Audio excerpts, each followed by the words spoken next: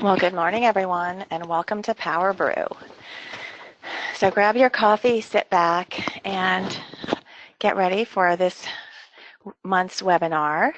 So we're going to roll through here. I know many of you are regular attendees, but we're just going to give you a little bit of an overview. My name's Jill Hermes. I'm the Director of Corporate Solutions here at Advantage C, and I'll be moderating today along with the help of Michelle Shepard, who's our Client Support Services Coordinator. She makes it all happen. Good morning, everyone. So if you're not familiar with Advantage C, or if you are, let me just give you a little bit of review. So Advantage C is a service of Carroll Community College, and we do a lot of things in the community. Obviously, PowerBrews are one of them. In general, we offer services to the business community, and we support businesses in the area of training. And that training could be regarding leadership and management skills, new and emerging technologies, sales and service.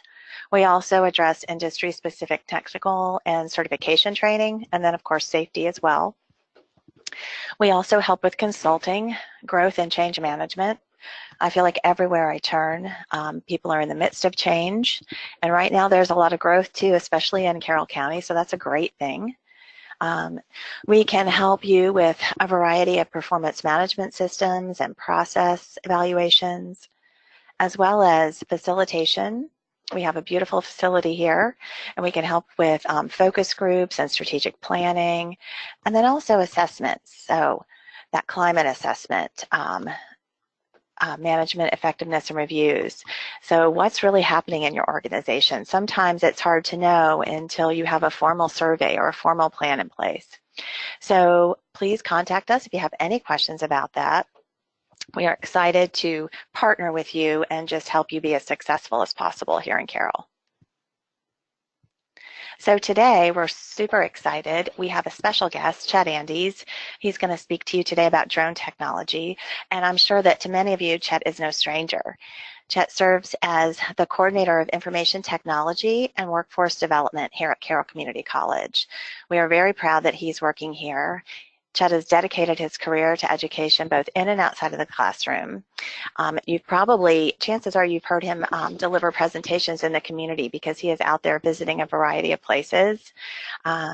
He's got a variety of interests. He's an avid outdoorsman. So if you ski, perhaps you've seen him on the slopes. If you've hiked, maybe you've seen him out on a hiking trail.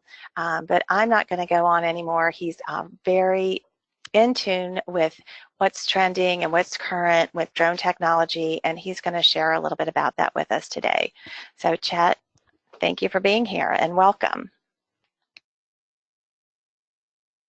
Thank you, ladies, for having me on the PowerBrew this morning. Hopefully this will be an engaging conversation for not just the few folks here in the room, but those of you out there in the audience. Send us your questions. We'd love to have a nice conversation this morning about drones. So in preparing for this, I have a lot of key topics, and as you'll see that this topic can go on in a quite lengthy discussion. So I had to pick apart a couple key topics that we're going to talk about. So today, primarily, we're going to talk about how you can embed drone technology into your business, either in baby steps or fully integrating this technology in your business plan. So today's topic is drones, taking your business to new heights. So what we plan on covering today, I'd like to just go over a little bit of background about drone technology, where it came from and where it's potentially going, a little bit of an overview of how you might be thinking about implementing technology into your business and how to make that happen for you. We're going to take a look at a few industry sectors, just a small snapshot of the different industries out there that are using drones and how that might apply to you out there, and some different applications inside of those industry sectors. We're going to talk about the things that drones are able to capture, both the data and the pictures, both video and stills. We'll talk about leveraging drones in the business world. We'll talk about how you can get started with the drones, and also talk a little bit about training. And then we're going to take a little sneak peek into the crystal ball and kind of see where this industry is going and where it could potentially go. So we do have a couple polling questions. If you look on the side of your screen under polls, we're going to launch one, and we're just going to get a little pulse on the community out there and find out if you're scared of drones. So take a few moments and answer that, and we'll come back with the results.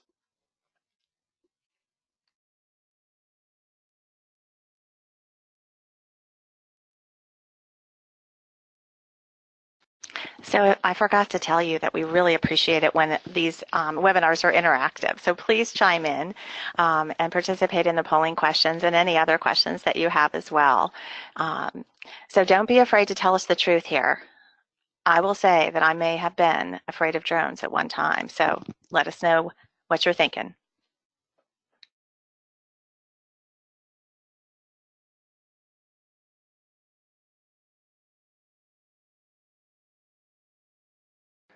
It looks like we have 100% no, that nobody out there in the audience currently is scared of drones. I think if we would have asked that question a few years ago, we would have gotten a different result. But it seems like we have a good audience that's interested in embedding this drone technology, and we don't have anybody that's scared of them right now. So that's a good start. So let's take a look at the drone industry by numbers, just taking a look at the history of this and where we are and where we might be going. Drone technology, everybody thinks is very new, but actually the beginning of drone technology was started right around 1898. Tesla was the first one who invented and patented radio control. So when you think about commanding a drone, that's using radio control frequencies from the controller, the operator, to the drone pilot. And then in 1917, the first military UAS, or unmanned aerial system, took flight. Of course, this was out of a military need, so military was very involved with drone technology from an early start, and it's progressed nicely now, more embedded into the commercial market. Currently, there are 73,000 remote pilots certified by the FAA in the United States. So if you want to be a commercial pilot, you want to fly a drone for any commercial reason, think of anything you want to do to make money or any residual money that could be made off of flying a drone, you should be registered by the FAA and pass the remote pilot certification. Currently, there are 73,000 pilots spread across the country. And really, that's not a very big number considering that the exam only went into place in 2016. So it's a very emerging market, and the FAA is still trying to figure out where this industry is going. There is a need for pilots in this industry, and it appears that there'll be over 300,000 new pilots needed in the next 5 years for different applications and different industry sectors. So it's definitely an area that's growing, and that's one of the reasons why we at Carroll are really looking at that to try and help students to enter into that field. The next number is really interesting because there was some back and forth when the drone industry kind of took place in the late to mid 2000s, 2015, 2016. The FAA required that all drones be registered. At the beginning, there was a fee, a small fee, I think it was $5 fee, to register your drone, just like an aircraft would be registered. The drones would be registered and have a unique identifier on them. And then there was some legislation that was in question, and that was actually pulled down for a little bit. So the data is a little inconclusive for a small portion. But currently, there are over 1 million registered small UAS drones that could potentially be in the airspace at any given time. Now, those are the drones that are registered. However, there's probably at least twice that many that have not been registered at the FAA's best guess. So if you are going to fly your drone, you have to be a pilot, and then of course you have to register your drone with the FAA. So those drones, one operator could have 2 or 3 or 4 or more drones in their fleet. They would all be registered to that company or that individual. The current trend right now is 48% of drone use is still very heavy in the real estate and aerial photography market. Those could shift as we see an increase in trends towards construction and agriculture. But right now, 48% is still being done for real estate and photo shoots. And then between the years of 2016 and 2020, this number is a big number with lots of zeros. This industry is expected to boom to over $100 billion. So it's pretty substantial when you think about how small the small UAS market is and how it could potentially impact your business. So let's take a look at a couple of industry sectors, and we're going to do another poll here. and we're going to look at the commercial purposes of drones. So if you take a look at your poll, we're going to kind of get a feel for who we might have out there in the audience.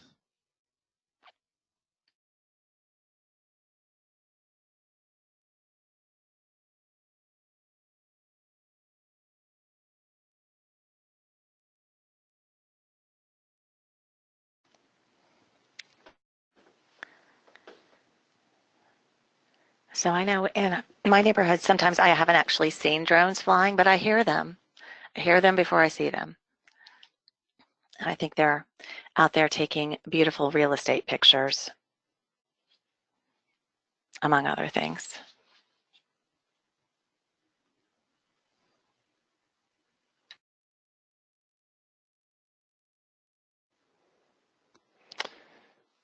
So when we take a look at the polling results there, it looks like we're about dead even.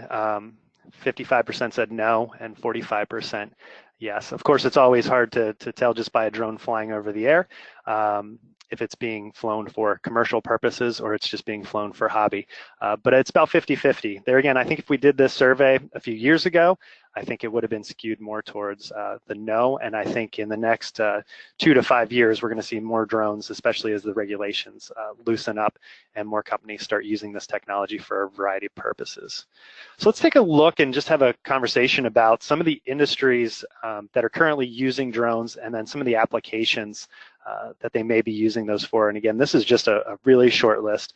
Some of your top industries that are using drones right now are, of course, are your real estate industries.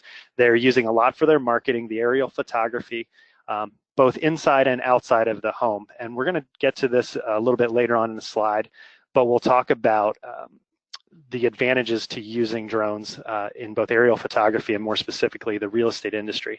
But I think what I'd like you to think about as you're taking a look at some of these industry sectors, keep a really open mind to the ways that other industries are using this technology and how you might be able to cross that over into your current business model. Agriculture in Carroll County, we know we have a very strong agriculture community here. Carroll Community College is taking a really hard look at how we can connect the drone industry to the ag industry. And we have some projects in the works, so stay tuned, but we're really excited with the drone technology and how it could be used in the agriculture community here. And there's a lot of applications, crop monitoring and analysis. There's some higher tech components that could be put on a drone. Not only video and picture, but things like thermal and LiDAR scanning, NDVI, which is able to identify plant health. So the farming community can really make data-driven decisions on how they manage their crops. Construction is another industry that's really taken to the drone industry. They're using it for site monitoring, inspection, surveying, and some other data components they can take out of that. They can actually do volumetrics and figure out how much stone they have on site, how much material is left. They can do timelines of their projects and just kind of monitor progress and send back to their clients. The public safety sector is using drone technology a lot, and I think you'll see this more and more. Replacing the helicopter as a potential tool. Search and rescue uses it, police uses it, fire is also using it as well. So I think you'll see that more in the public safety sector. Like I mentioned with construction, inspection is really an industry that's using drones, and the main reason it's taking the human element out of it, not as an employee, but just the safety factor. If you can take a human out of a dangerous line of work and cross-train them so that they can now use a drone to complete their task, they can do their job more safely and more efficiently. And conservation is using drones. I just read an article the other day that Bureau of Land Management and Department of the Interior are using drones to monitor their pieces of land and also in wildfire management and observation. So a lot of different industry sectors. These are just a few, but hopefully this starts to get your mind rolling about how you could potentially use the drone technology in your business.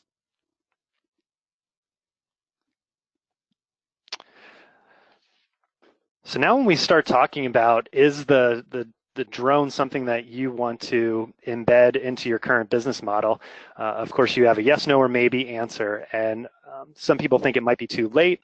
Some people think it might be too early to embed this technology into your business. But I have a couple of considerations, a couple of things that I think might help you guide your decision making.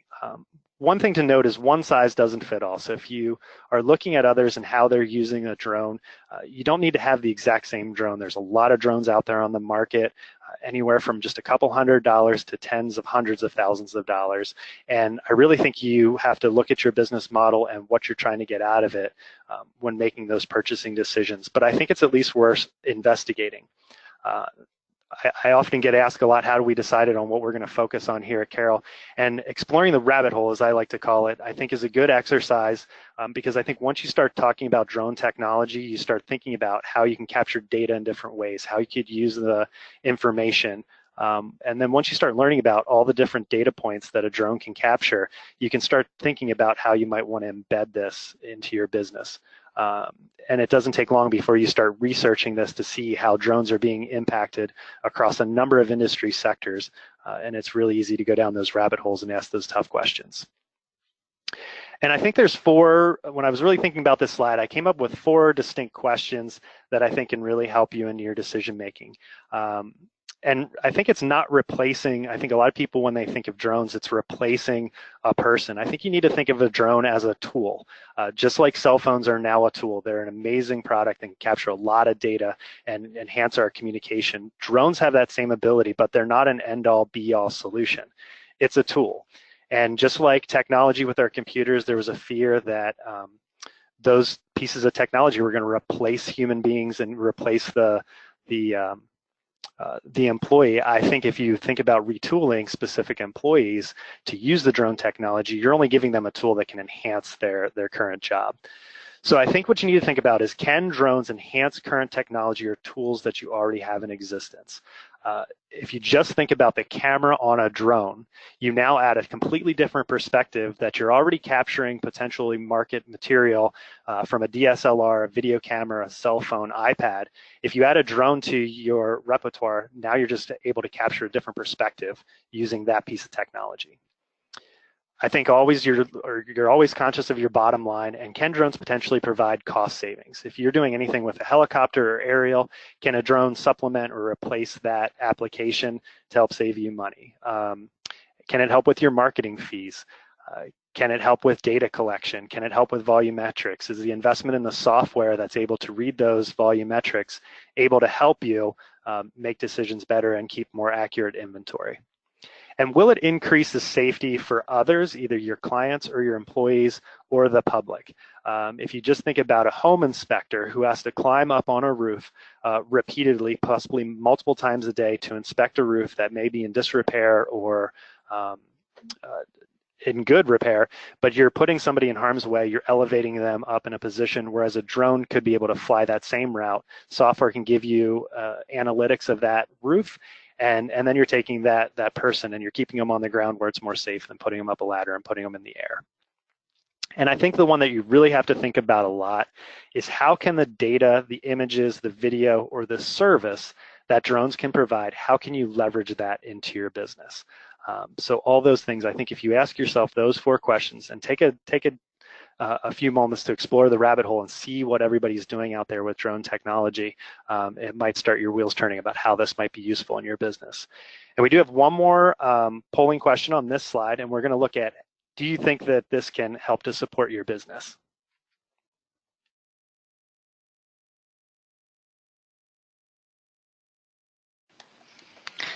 As I'm listening to Chet today, I'm just thinking about how data-driven our society is, and making business or organizational decisions, we have to look at the data. We have to track it. We have to first record it. We have to track it, and then we have to figure out organized ways to look at it and use it meaningfully. And when I think about that and the possibilities with drones collecting data in a different way, it's pretty amazing. Can make some really more informed decisions. And while we're waiting for this poll to finish up here, Chet, we did have a question. The question is, do you think Amazon will introduce a fleet of drones to make deliveries of product orders? So package delivery is been at the forefront of the conversations of all the conferences I've been to. I was at 2 major conferences this year. I was at the FAA symposium in Baltimore, and then I was also out in Denver at the AUVSI Exponential Conference.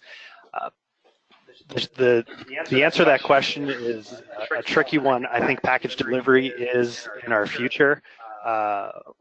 What it looks like is still up to the FAA regulations, and I think the biggest drawback, there's a couple things, and again, here we go down this rabbit hole, right, Michelle? So yes, package delivery is in our future. There's a few regulations that need to be taken care of, and again, when we look at the cost savings, let's start with the package delivery as we know it. If you're in a city, and these were just some of the case studies that people were discussing at these conferences.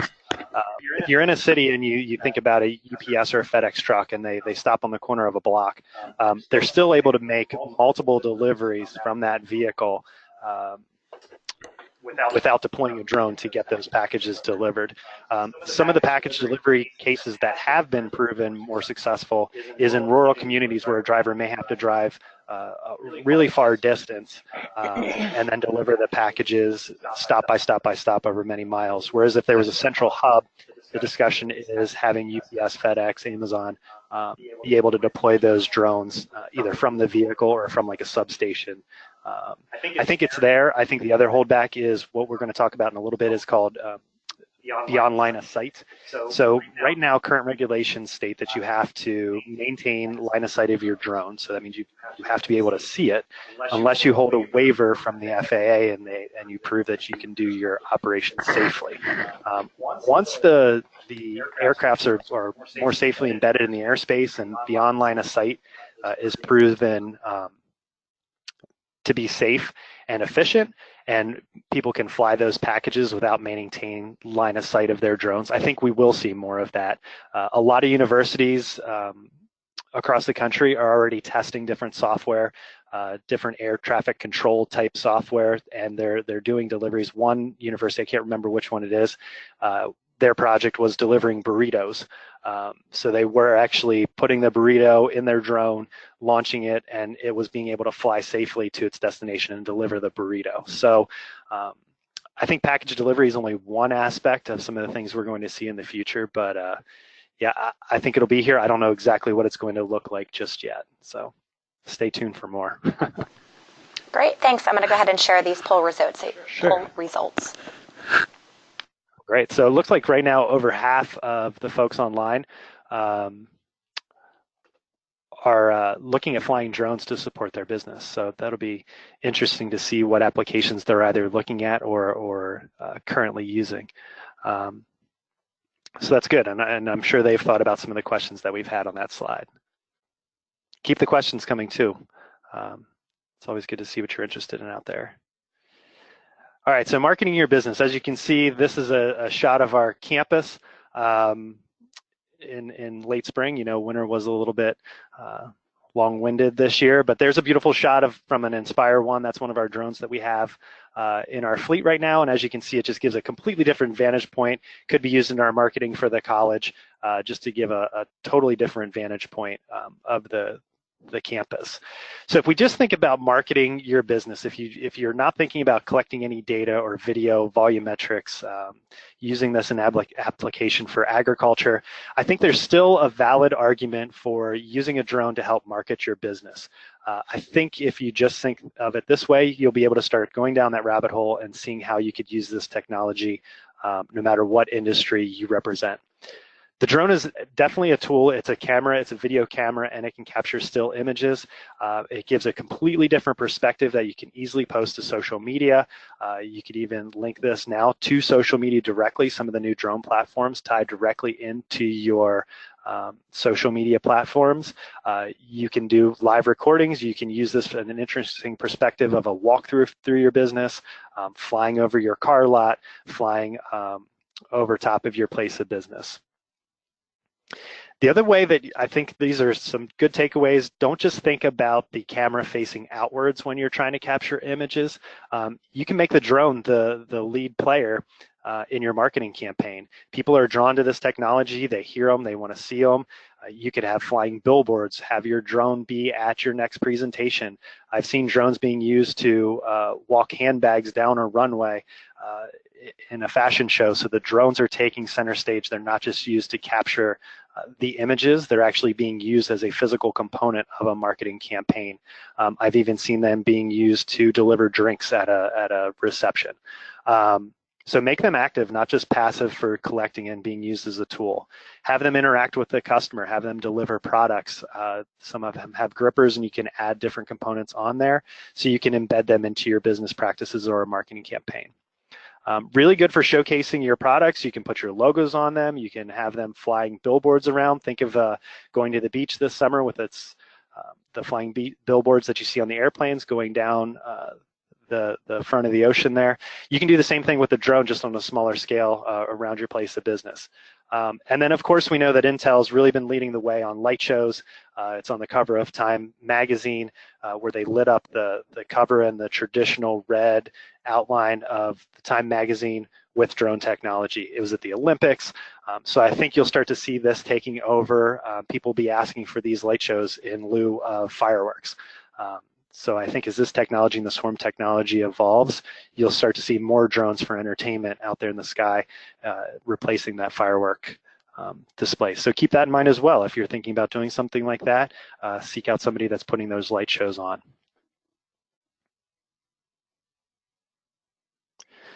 So now we're going to talk about some more specific industries, and you may have some questions about this, so please feel free to send them in. But these are some specific industries and how they're being used. Again, these are small little snapshots of the industry sectors and some of the ways that drones can be used.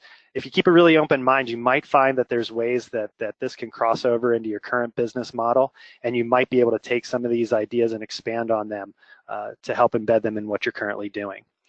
So agriculture, as you know, is very technology driven. If you look at some of the equipment, the tractors in the fields, they get real-time GPS data. If you look even at your vehicle, there's maps in there, there's GPS, there's coordinates, and some of the information that we can capture from a drone can be sent right down to those particular pieces of equipment. And mapping is something that the drones are very well suited for. They can take maps of existing fields and give feedback to the farmers. So they can really become precision farming. It's called precision agriculture. Some even call it surgical agriculture, where you can get down to a really micro level and really be able to manage those crops and be able to really fine tune where you're applying material. It can give you feedback on the fields to see where you might need to add pesticides, where you might be deficient in nitrogen or some other nutrients for the crop. And it can also detect where you might be overwatering or underwatering in a particular field. The thermal scanners that you can put on a drone can really give you good feedback about hotspots as well. It can also, with NDVI, it can do crop counts, crop health, growth rates. You can take timeline snapshots, so you can fly the same repeatable pattern over and over and over again and get good results that the farming community can use to make data-driven decisions. They can even get so fine as to count crops. And not just thinking about drones, but even starting to go down the path of autonomous vehicles. I did see the other day where there is an automatic weed picker coming out, so that they can launch this thing and it can have accuracy, I think, over 90%, where it can identify a crop from a weed, and it automatically removes those weeds from the crop. So again, that's a different rabbit hole, but as you can see, this type of technology is really opening a lot of doors. So Chad, again, this is, I'm sorry, just a quick clarification. You told us, Sure. But NDVI, tell me again what that means. Yeah, so I always have to look that up because I always use it as NDVI, but it's the Normalized Difference Vegetation Index. So it uses the color spectrums on the plant, and I'm not an expert in this field by any stretch of the imagination, but it can actually look at the colors of the plant to determine a healthy crop compared to an unhealthy crop. Wow, okay, thank you. So like we talked about earlier in this slide, I know there was nobody that was fearful of drones, but I know as society starts to see these autonomous vehicles or semi-autonomous vehicles coming into market, again, there's a fear that it may take over some potential employees' jobs. So again, the farming community, I'm sure, has some concerns about this, but again, this is just a tool to assist the farmer so that they have their boots on the ground, they can still walk their fields, but now they're getting more data, hundreds, thousands of acres. Now they know exactly where they can spend more of their time instead of blanketly walking the entire field or scanning the entire field. The drones can just help them make data-driven decisions and figure out where they need to make those applications or those changes to both save them time and at the end of the day, make them more money. The insurance industry has been using drones extensively. The hurricanes last season was one of the big turning points for socially accepting drones as a positive and something that can be helpful and not just out there as a nuisance. And the insurance industry has been using those to inspect power lines, infrastructure, assess damage from those storms, and be able to make claims and get people settled very quickly. The agriculture community is no different. Hurricanes, we just had a tornado touchdown in Pennsylvania. It could potentially have damaged a farmer's field. They could be able to make comparisons to video that was shot a week or a couple days earlier, and then compare that to the video after the storm, and then be able to make calculations of just how much crop was actually lost to help the farmers out in those situations as well. Pennsylvania and Maryland are full of deer, so if you would be able to take timeline shots of a farmer's field before and after the harvest and planting, you'd actually be able to see if there were crop damage from wildlife, and that would be able to help both the conservation side of it, make decisions on about how they'd want to manage the wildlife, but it also helps the farming and insurance industries be able to make decisions on what the insurance claim may or may not look like. And then, of course, we talked about thermal and NDVI as just a few of the technologies out there to help the agriculture community.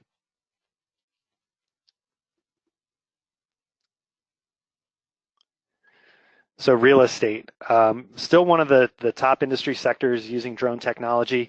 As if you see on the picture on the right-hand side, one of our advisory group members from Agent Aerials was able to provide that fantastic shot of the home that was featured on Luxury Home Magazine. And I think that image really says what a drone can do for the real estate and the aerial photography industry and photography as a whole. If you would think about what the photos may or may not have looked like from that property just a few years ago, you would have got a scope that is a very large property with a lot of nice amenities. But what you really get is you really get an idea of what's surrounding the property. You really get an idea of the expanse of the property. You get to see some of the features around you. You really get an idea of how close your neighbors are, how close the water features are to you, and really what it looks like miles away from your property and what view you would be waking up to every day. So I think if you're thinking about just taking some aerial photos of your property, your business, or a project you may have in the works, the drone really lends itself nicely to providing those types of images. It really adds scale to the property, but don't just think about taking the shots from outside of the property. You can do still shots, you can do video, but if you have a very competent pilot, they can actually fly inside of the home to get size and scale inside of the property too, and replace the older virtual walkthrough tours with drone footage. And of course, it can help save money over airplanes and helicopter use.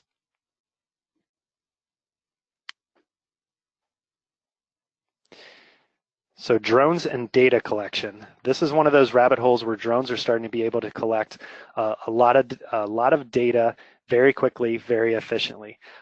Again, our advisory group members from Agent Aerials, they also do inspections of different towers and infrastructure.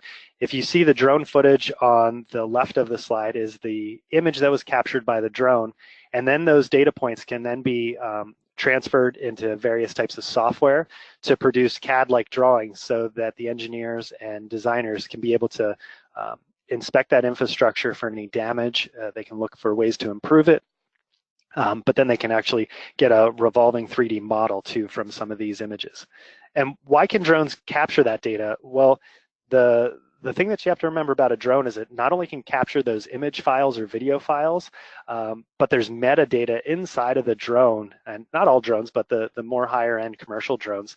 They have GPS, they have elevation, so those data points can then be transferred and tied to the visual and video imagery to be able to compile that information to showcase the infrastructure. Again, we can add different types of filters. We can add different types of peripherals to the drones so they can capture thermal imaging. We talked about NDVI. And the other thing is we can get historical data.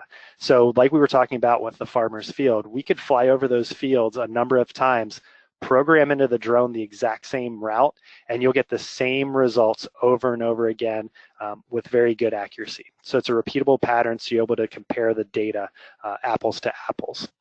When we talk about volumetrics, believe it or not, drones can fly over, let's say, a quarry where there's a pile of stone, where before the engineers might have to use particular math formulas to estimate the height and width and volume of the inventory that's there, and then make an estimated guess of how much inventory is sitting out in the quarry field. Well, now the drones are able to fly over those, take the information, fly specific repeatable patterns, and then plug that information from the drone into software packages such as Drone Deploy, Pix4D, Survey, and get the results they're looking for, and to very high tolerance, very high accuracy. You can also take the files that you can get from drones and put them into a CAD software program where you can do 3D modeling, you can do additional design work, you can do architectural historical work where you can scan something from a long time ago that may have had damage. We can take that into CAD and now make repair pieces or replicate some of the architecture that was there. We can also put them into STL files. So we have a very robust 3D printing lab that's being built out here at the college. So drones could essentially scan all the buildings on campus, take that information, dump it into a 3D printer, and we could essentially redesign and rescale the campus using those 3D printers.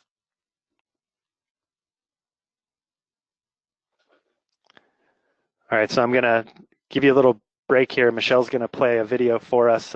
Again, one of my advisory group members, with it all hot and humid out right now. This is a nice little snapshot of drone footage from a beautiful blue water dock area. So again, not only can drones help us capture the data, but they can also help us capture the memories from a nice trip. So we have one more polling question, maybe one more after this, but we're going to talk about implementing drone technology into your current business model.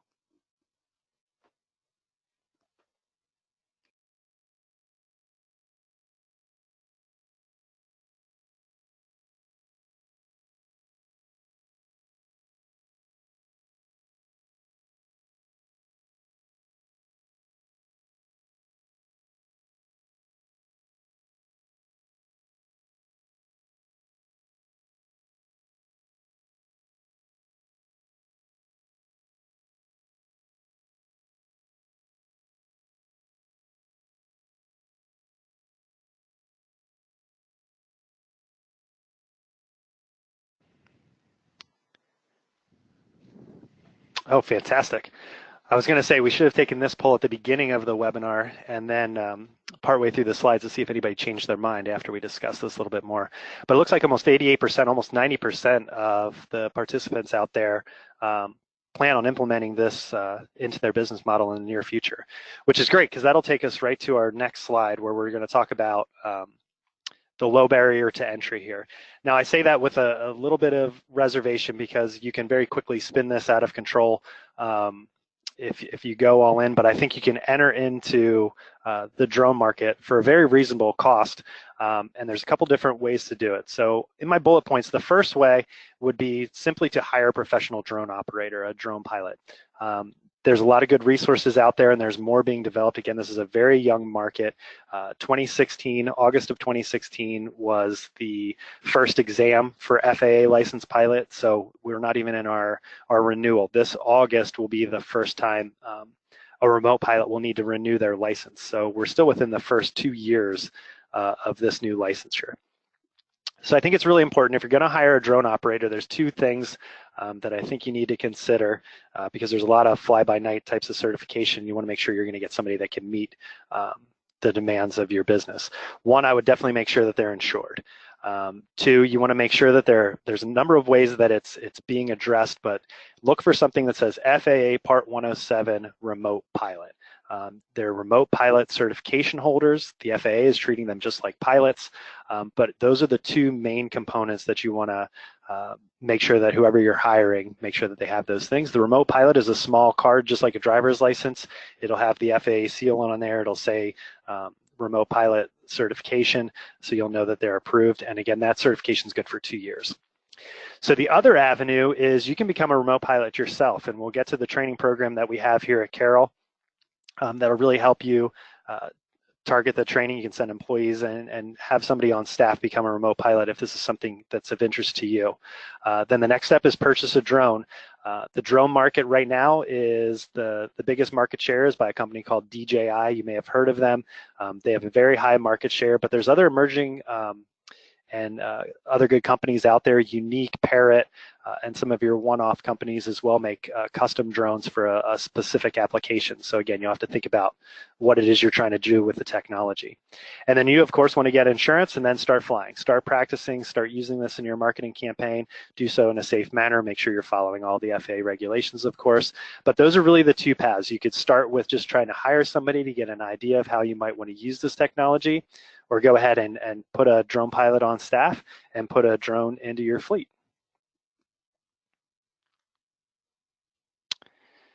So I wanted to give just an idea of cost here, and again, this is probably the most conservative first steps getting into the drone industry, and I had some help kind of pulling this all together.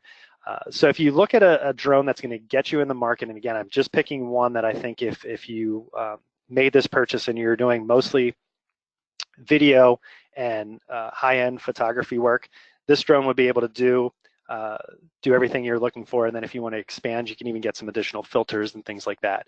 And again, I didn't put in there extra batteries, chargers, anything extra. This would just be a base package. And that's the DJI Phantom 4. The Phantom 4 Pro is right around $1,400. The prices are coming down. Great drone for entry level, easy to fly, has a lot of good safety features on it, and I don't think you could go wrong with that package. Here on campus, we're using the DJI products as well. We actually have a DJI Inspire 1. That's the drone you saw on the cover slide.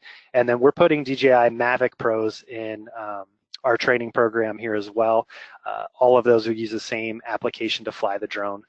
You can't go wrong with either of those as well. Our full training program, you could go from not knowing anything about flying a drone to being able to prepare to pass your licensure and get a couple of other stackable credentials, and as well as some additional flight time that we'll look at for under $3,000 to train an employee. In about a semester, they'd be ready to go back to work. Really a turnkey type training program. You could send an employee, or if you're interested in doing this on your own, I really do think our training program is top notch if you're interested in seeking out that route. And then I had some help from Drone Insurance Pro, just getting an idea. Again, this is just a ballpark. We put a big disclaimer at the bottom of the slide because everybody's circumstances and situation are going to be really unique with the insurance. Just to give you an idea, if you're looking at hundreds or thousands, there's how much it would be to just have a simple $1 million liability insurance policy. Of course, you need to, every 2 years, pass the FAA exam, which is $150. And then software, depending on what you're going to be using the drone for, ballpark anywhere between $120 to right around $9,000, depending on your industry. But you can get started for a much lower cost there at the end. So if you're interested in this, or you're starting to look at budget for next year, you're looking at somewhere between $5,000 and I'd say $14,000 to get your program up and running. When you think about some of the other expenditures you have and some of the other things that you spend your marketing dollars on, it might over time pay for itself. So just something to consider as you start running numbers on embedding this into your programs. So this is where there might be a couple other questions about the industry, where it's going. We're kind of starting to look into the crystal ball here. So if you have any other questions, there's still time to get those in as well. So what's really holding this industry back? Why are we not seeing flying cars, and why are we not seeing Uber in the sky yet? And why is my package not being delivered to my front porch by Amazon? Well, I think all that's coming. I think if you, I think Jill had mentioned in our introductory video, if you want to follow me on LinkedIn, I usually try and keep current with all the ideas and things that are going on in drone technology. and everything autonomous and emerging. But I think all that stuff is coming. I was on a call with the FAA when they started to do the integration project, and all of those things were mentioned as potential projects for how we can safely embed package delivery, human transport, and yes, that would be flying cars. They're going to call them drones or something else, but autonomous flying vehicles to where you can call and have something come and pick you up and take you to your engagement or your commute to work. So one of the big things holding it back is something called beyond visual line of sight. And there's a lot of groups and organizations and universities really trying to work on this problem and how to embed this into our national airspace safely. Don't forget, we still have helicopters and airplanes and gliders and hot air balloons and tethered balloons floating around in the sky. So we have to be able to integrate this drone technology safely, not just at the 400 feet or lower airspace, but drones are being deployed into the upper atmosphere, solar powered, to be able to provide data and feedback down to the ground. So we have to be able to figure out how to safely command aircrafts beyond visual line of sight. The military is doing this for some of their missions already, but I think once this becomes an accepted practice and how it can be implemented in the national airspace safely so people can operate at those lower altitudes, I think you'll see a boom in the drone industry. Regulations by both the FAA and the government, industry is moving much faster than those regulating bodies can keep up, but they're doing a really good job. Being at the FAA Symposium and AUVSI, they're really listening to the pilots, the universities, the training centers on how they can speed this up and loosen those regulations to get people the technology in their hands and do what they want to do with it. Battery life is another thing. Right now, most of the drones are powered by lithium polymer batteries. A good drone can fly anywhere from 30 minutes to an hour. Some can go longer, but the length of flight really is holding back the industry as well. I think once we see battery life being able to be extended or other technologies of replacing that, and drones will be able to stay up in the air a lot longer. Societal acceptance, I still feel, is one of the strongest things that's going to be a barrier to entry. And I think it's education. I think it's webinars like this that get the message out of how drones can be used in a positive manner. You know, it took a long time for the automatic elevator to be accepted when that technology was first developed, and people had some issues with it. They put somebody in there to man the automatic elevator to take people up and down in the hotel. Now we get in an elevator and we don't even think about the automation that helps us travel hundreds of feet into a building. Cell phones took a little while to adapt. Cruise control took a little bit longer to adapt. And now we're looking at autonomous driving vehicles and some of the issues that industry is having. But I think that's all coming. Once the technology and society starts accepting that, you'll see more of this integrated into our national airspace.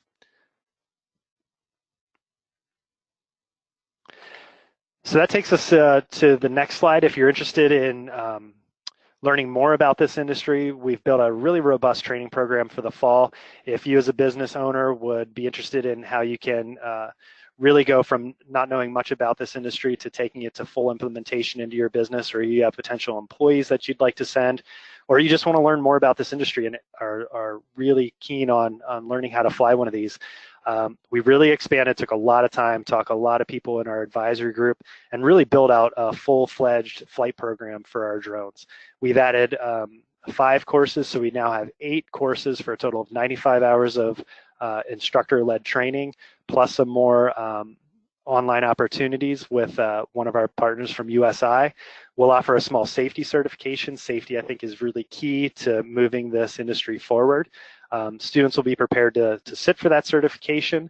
They'll be prepared for their FAA exam. We issue a digital badge and a lot more. As you can see, it's a very robust program. So where are you in entering or coming into this field? Well, if you just look at the first triangle there, if you're just interested in starting to learn more similar topics that we've covered in this webinar, we do offer an intro to UAS or drone class. If you're interested in going on to earn your Part 107 and be prepared for that exam, the next area would be where you'd want to go. Come and take our ground school. We partner with Dream Flight School right here in Westminster, so we've really made this a collaborative type of project. They help us with our ground school and exam prep. And if you're interested in flying an airplane, you're very close, and you'll have some really good base knowledge from those folks over there to move on if you want to earn your private pilot's license. And then we have a hands-on flight school where you get a drone as part of the class. We partner with Josh Cohn from Cohn Creative. He's one of our flight instructors. Great instructor, has a lot of fun with the students. We get great feedback that it's one of the most fun classes that the folks have taken in this series. And then we get into more serious career training where we're going to train on the platforms that I talked about earlier. You'll get to fly a DJI Inspire 1, which was the big drone I had in the introductory video. And you'll do more mission-specific type flying where you'll be training with things that you might encounter out in the industry.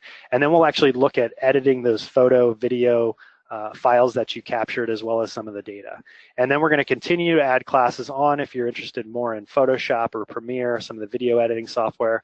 We're just going to continue to add courses to help you meet your training goals and really make it a good continuing education training program. Oh, got it. Wrong clicker. All right, so what does the future hold? We'll continue to see an increase in the integration in the NAS. If you start to get into this drone industry, you'll see a lot of acronyms. That's our national airspace. As artificial intelligence and automation and machine learning evolve, you'll start to see that into the drone industry. You'll start to see missions beyond line of sight where you'll see a drone flying and you won't see the operator. Package delivery, I think, is going to come around in some form. Not sure, again, what that'll look like. Human transport, I don't think is as far away as what we think. There's already some prototypes out there where they've been successful in doing some automated flights and unmanned flights with a human being in the aircraft. I think you'll see an increase in data collection just like it is across all sorts of sectors right now. Data collection is huge. Data mining, data analytics, data scientists are going to be some of those positions that will become really important for different businesses to embed those skill sets.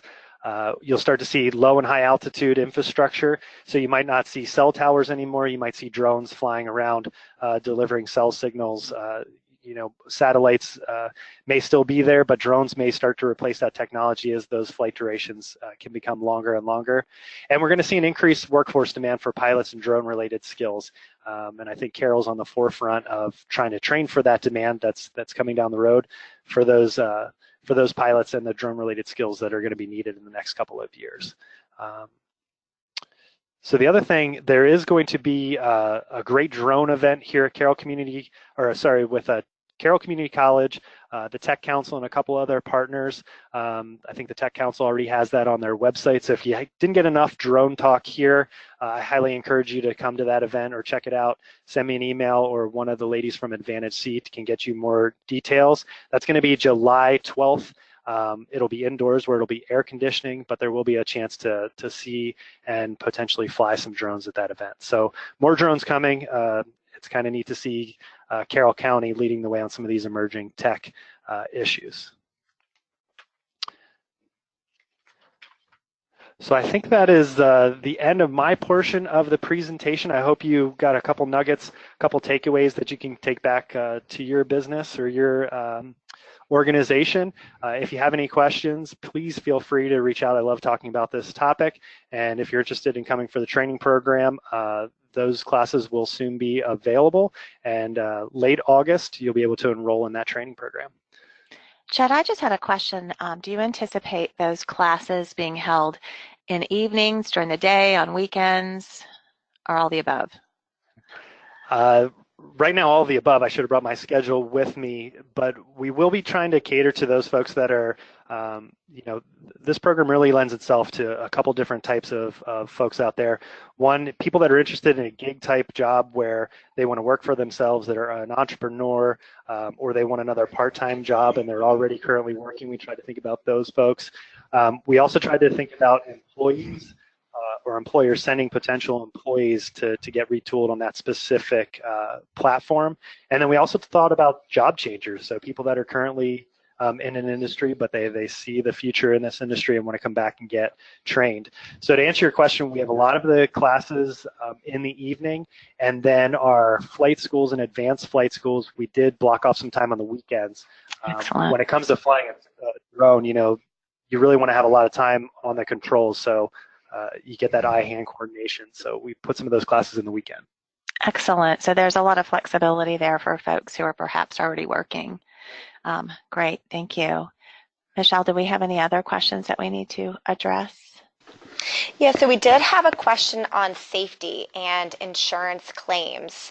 Are there any statistics available for drone accidents? That's a good question. As far as off the top of my head, I couldn't give you the number of drone accidents that happen in a year. There would be two places that I would go to look for that information. I think like the autonomous and different driving vehicles, you tend to see the few incidences make the news very quickly if there are some issues. I don't think there's as many as we think, but I would point to the FAA.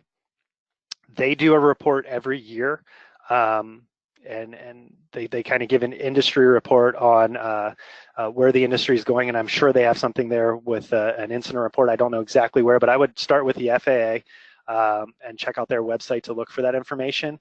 The other place I would go is an organization that kind of oversees all of the drone organization. Think of like Realtor for real estate agents. It's AUVSI. They would be another good resource where I might reach out to them to see if I can find some statistics on that.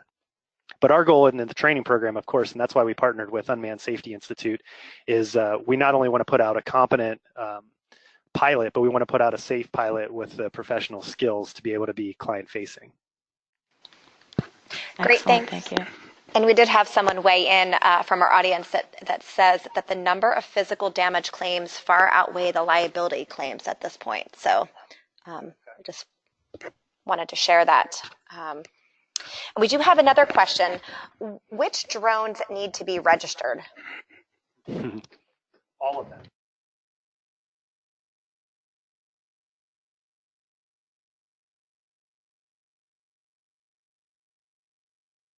Oops, sorry. So the question is, the answer to your question is all of the drones need to be registered, whether you're flying for hobby or commercial as Part 107. Now, it does get a little tricky in that depending on how you're flying, and if you go to the FAA regulations, there are only two ways you can really operate a drone, and I'll just kind of give you the quick overview. You can either fly those under the Part 107 guidelines, but then you have to be you have to register your drone and put them under the Part 107 guidelines, or if it's a model aircraft, but then you're flying under the model aircraft guidelines. My advice, if you're flying a drone and it looks like a drone and it acts like a drone, go ahead and make sure you register that drone with the FAA, whether you're just flying it for fun in your backyard or whether you're flying it for commercial purposes. And then you'll need to fly under those Part 107 guidelines. And to be ultra safe, I would make sure you can pass the Part 107 exam. But the short answer is all of them should be registered. And that helps. Thanks. We do have one more question. It looks like we have a few minutes left. So what happens if a drone gets out of your sight or your range? What do you do with your drone then? Well, there's a couple features depending on the level of your drone.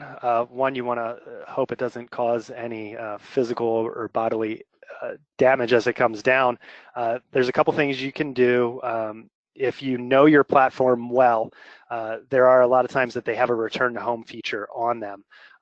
Some of them are starting to come out with like tracking beacons. So if you have that turned on, it's kind of like find your phone, like on your iPhone, you can find it. Yeah, but those are the two features.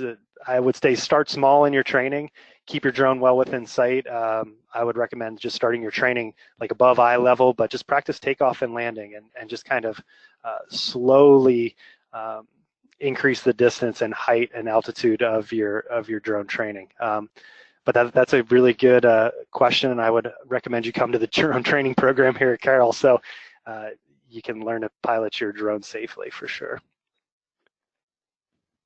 Great, thank you.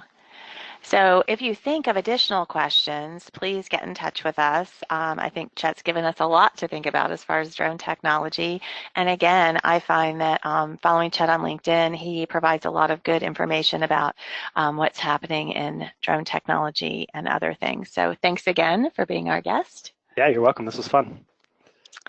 So any parting words for us? Yeah. I mean, I could drone on about this for a couple of hours. Sorry, it took us the entire hour to put a drone pun out there, but there's a lot of them out there once you start thinking about it. No, I encourage you to just do your homework and find out more about the training opportunities that are out there, both here at Carroll and things that are coming down the pike, and really think about how you can put this into your business and how it could benefit what you're already doing and enhancing what you're already doing. And I encourage you to come to the Tech Council event and just try flying a drone. I think you'll find it's not as hard as you think it might be, depending on the platform, but it's a lot of fun, and I think it might open up some doors for a lot of businesses. And it's kind of exciting to see Carroll leading the way, both at the college and in the county, with some of this emerging tech. So get out there and fly one, see what it's all about. Great, thank you. And thank you for your restraint and holding off on the drone puns for a while. Not a problem. So let me just tell you a little bit about next month. We hope that you chime in with us again, and we're going to be having Mike Mannion. It's July 17th. Will be this next one, Tuesday, July 17th, 9 to 10 a.m. So Mike Mannion is going to be our guest speaker, and many of you have had the privilege of taking classes and courses with Mike. He's an excellent presenter, and he's going to be talking about helping your team thrive in high-stress environments. I'm sure that none of you experience stress, but if you happen to know someone that might experience stress, Mike can speak to this very well, and we just invite you to join us then, and we thank you for being with us today, and have a great day. We'll see you soon.